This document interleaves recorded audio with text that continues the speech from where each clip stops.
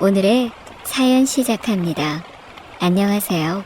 마음을 곱게 쓰면 복이 온다는 이야기 다들 아시죠? 좋은 일을 해서 하늘이 짝을 찾아준 사연을 소개합니다. 남들이 들으면 다들 영화 같은 일이 아니냐며 호들갑을 떠는 연애를 하고 있는 30대 후반 남자입니다. 저는 작은 중소기업을 다니고 있는데 대표님께서 사랑, 희생 그리고 정직 같은 가치를 굉장히 중요시 하십니다. 처음에는 좀 과하지 않나 보여주기 식인가 싶었는데 오래 다닌 직원들은 모두들 인간적으로 존경할 만큼 단합도 잘 되는 곳이죠. 수익금을 기부하거나 크리스마스 시기에 보육원, 미혼모센터 등에서 봉사를 하는 것이 연랭사였습니다. 코로나가 터지고 다행히 저희는 휘청하는 사업체는 아니어서 감사하는 마음을 담아서 주기적인 봉사활동이 지침으로 내려졌습니다. 강제로 소집하는 것이 아니라 팀마다 장소를 정하고 한 달에 한 번 주기적으로 봉사활동을 하면 그날은 근무한 것으로 측정이 됩니다. 처음에는 다들 주기적인 방문을 어려워했지만 어차피 급여가 안 나오는 것도 아니고 쉬는 날 불러내는 것도 아니다 보니 적극적으로 참여하게 되었습니다. 저희 팀이 맡은 곳은 저희 도시의 작은 복지관인데요. 거동이 불편하시거나 갈 곳이 없으신 노인분과 장애인분들이 40명 남짓 있는 곳입니다. 가서 식사를 도와드리고 청소 그리고 사회봉사자분들이 목욕을 진행할 때 돕는 일을 합니다. 처음 방문했을 때에는 정말 정신도 없고 생각보다 봉사라는 게 고되구나 싶어서 몸살도 났지만 몇 달 다니다 보니 너끈해졌습니다. 저처럼 가정이 따로 없는 팀원들은 한 달에 한 번이 아니라 격주로 방문하는 것이 좋겠다 해서 몇 명만 따로 주말에 한 번 더 방문하게 되었습니다. 그곳에서 만난 S씨는 성질이 고약하다며 다들 손살에 치는 노인분도 구태여 찾으실 정도로 성격이 아주 밝고 쾌활하신 분입니다. 근처에 사시는 분인데 자원봉사 차원에서 매주 3회 방문하신다고 하셨습니다. 주말에 방문할 때에는 뵙지 못하는데 평일에 전체 팀이 함께 방문할 때에는 항상 뵙게 되니 자연스럽게 대화를 나누게 되었습니다. 힘들지 않냐면서 바카스를 건네주시는 모습에 멋진 여성분이구나 생각도 들었습니다. 묶어 틀어올린 머리와 항상 편안한 옷차림이시지만 볼 때마다 빛이 난다는 생각을 했습니다. 이야기를 나눠보니 멀지 않은 곳에서 식당을 하신다고 했습니다. 주중에는 직원들이 봐주고 주말에는 출근하셔서 못 나온다는 말씀을 해주시면서요. 한번 찾아가겠다고 너스레를 떨었는데 집에 와서 언제 갈지 고민하는 시간이 너무 즐겁더군요. 그때 저는 알았습니다. 제가 이 여성분에게 빠지고 있다는 사실을 말이죠. 이전에는 항상 새초롬한 스타일의 여성만 만나오던 저인데 스스로도 정말 당황스러울 정도였어요.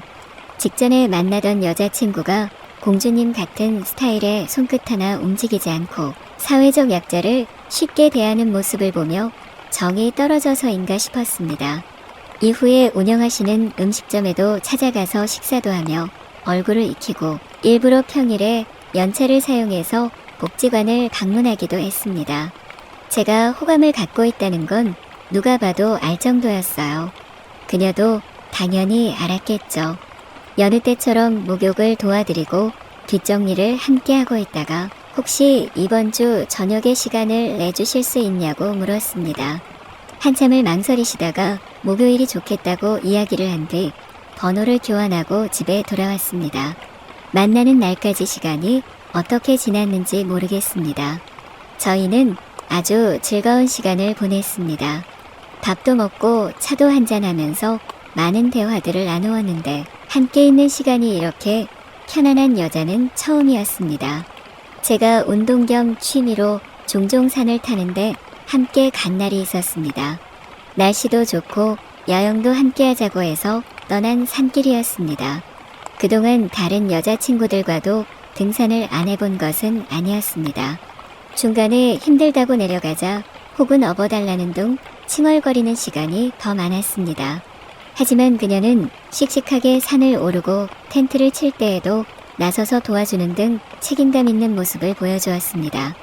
그날 저희는 꿈만 같은 시간을 보내게 되었는데 아직도 생생히 기억날 정도로 황홀한 시간이었습니다. 이런 여자라면 결혼을 해도 좋겠다 싶어 결혼을 전제로 만남을 시작해보자고 이야기를 꺼냈습니다. 망설이던 그녀는 잠시 시간을 달라고 하더니 연락도 받지 않고 정기 방문 날에는 복지관에도 나오지 않았습니다. 답답한 마음에 가게를 찾아가서 무작정 이야기를 하자고 얘기했습니다. 그녀는 일찍 말하고 싶었는데 언제 이야기를 해야 할지 몰랐다면서 솔직한 심정을 털어놓았습니다.